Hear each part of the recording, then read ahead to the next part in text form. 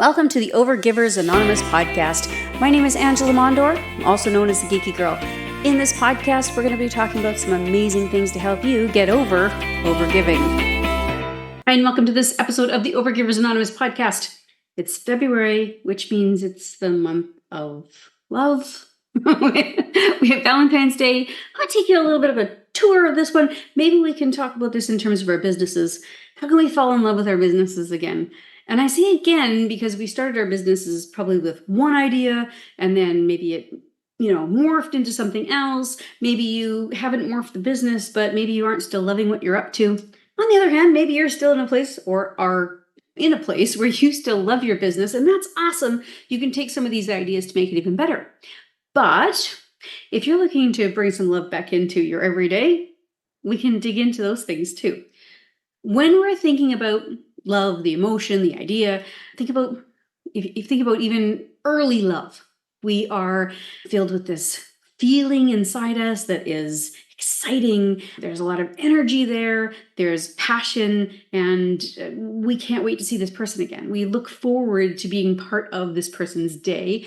And so I want you to think about that in terms of your business. Let's talk about how can we bring this back to where we are at in our businesses. So recovering that passion or reigniting a spark in your business, or even finding it.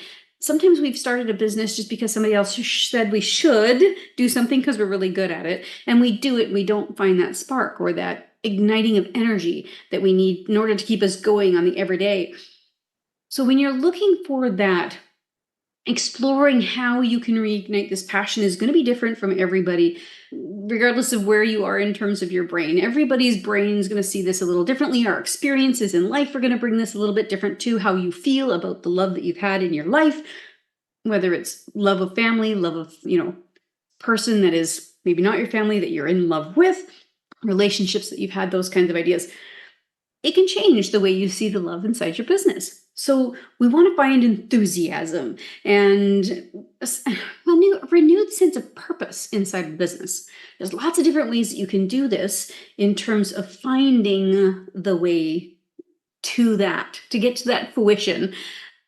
When we're thinking about that love and that energy and reigniting it, some people say, oh, I am driven to do, or I'm passionate about, or I'm finding my why. Sometimes it works for people. It didn't work for me. Finding my why was not my answer, but it is something that's talked about a lot. So instead of thinking about how other people see this, think about how you transition. How do you get from where you are now into this feeling of love and emotion that you want to bring the excitement in your business?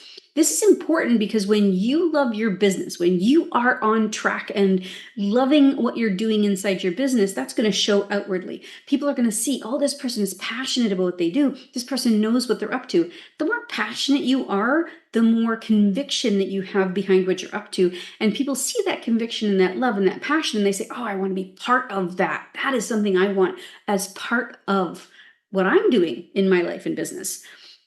Now, when we're talking about the business and your life and, finding that joy, basically, it's important for you to think about some self-care things, not just self-care for yourself, but self-care inside the business as well.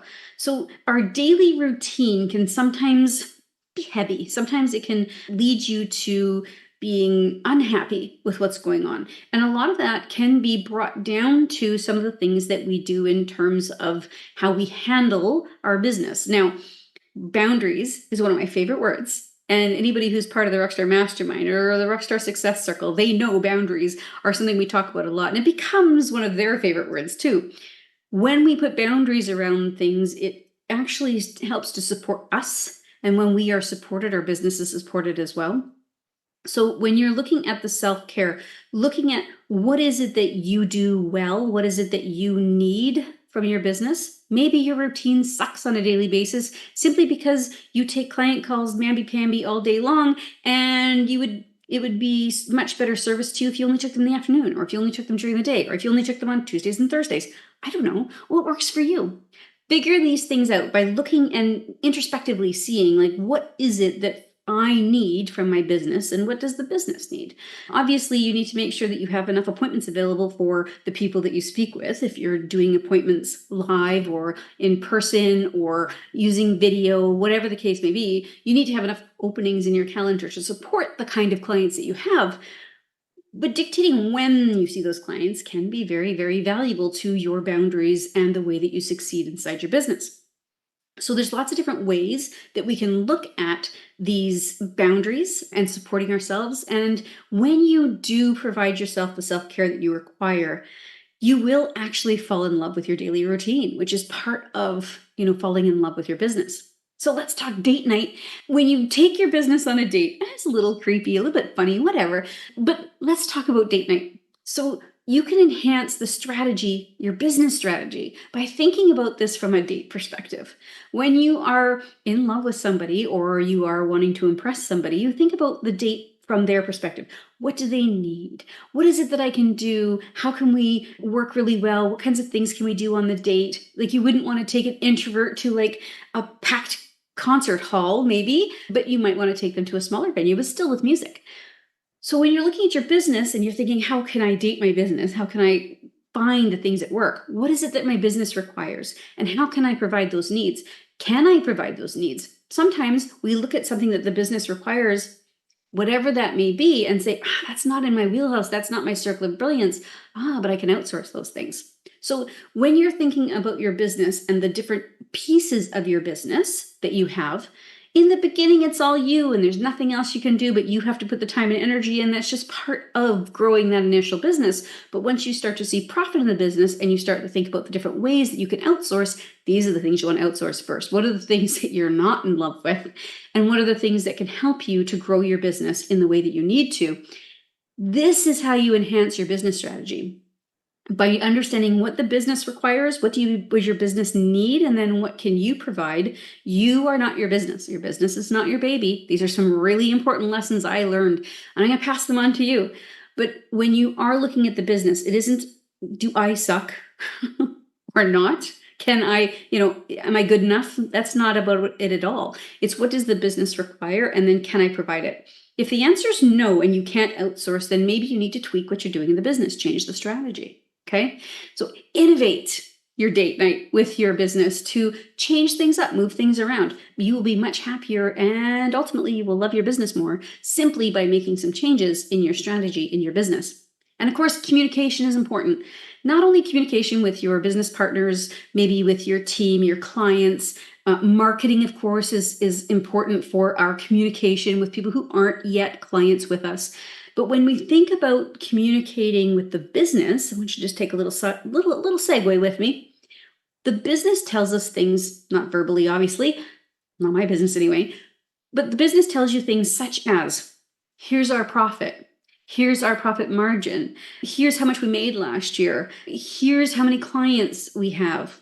Those things. It can tell you the statistics of what's going on inside the business, but it can also tell you, if you set a goal and you provide yourself with a broken down goal and you choose the action steps you're going to take, you can actually look and say, A, did I take the actions? Yes or no? I mean, yes, I took the actions. Did I actually meet the goal? Yes or no? Right? You can look at it from a flowchart perspective. The business can tell you whether or not those actions actually got you to the goal you were looking for or not, which will allow you to make some decisions. And this is the communication with the business. How's the business doing? Is it successful? Is it breathing successfully, or is it hiccuping and maybe it's not breathing some months and other months it's breathing a lot? What does that look like to you? Figuring out what's happening inside the business allows you to be able to see what's going on and make some adjustments. So, of course, the other piece to a relationship is commitment. What's your commitment to your business? Making sure that you can align your business goals with your passions. Now, your passions can be personal or business related. Maybe your passion is to make sure that you can see you want 1 million people to hear your story or something. Well, how can you make that happen? What are the steps you need to make that happen? Or maybe it's more of a philanthropic thing that you're thinking about. Maybe you want to help the homeless. How can you invest maybe some of your profits into a local charity? Or maybe you need to invest some of the time. Maybe you typically work Monday to Friday, 10 to 4, but on maybe Friday afternoons from 2 to 4, instead of working in the business, you're working in a homeless shelter.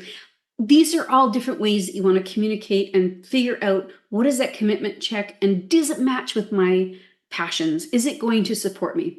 When our business supports us, when we support the business, it's a fantastic relationship. And sometimes we feel out of sync. It's not okay. It's not every day you're going to wake up and go, woohoo, I'm going to work today. There's other things in our lives that slow us down that maybe make us think, maybe not. I'd rather do other things. Maybe you'd like to curl up on the couch with a really good book, or maybe you would rather go and hang out with your friends, or maybe you want to take your husband or your spouse out on a date. Who knows?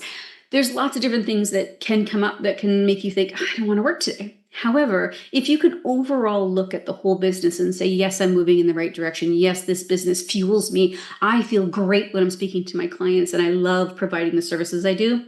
That's what I'm looking for when I'm talking about falling in love with your business again. I hope you have a fantastic week. I hope you find ways to fall in love with your business so that next week, of course, that's when Valentine's Day is, that you will be in love with your business by then.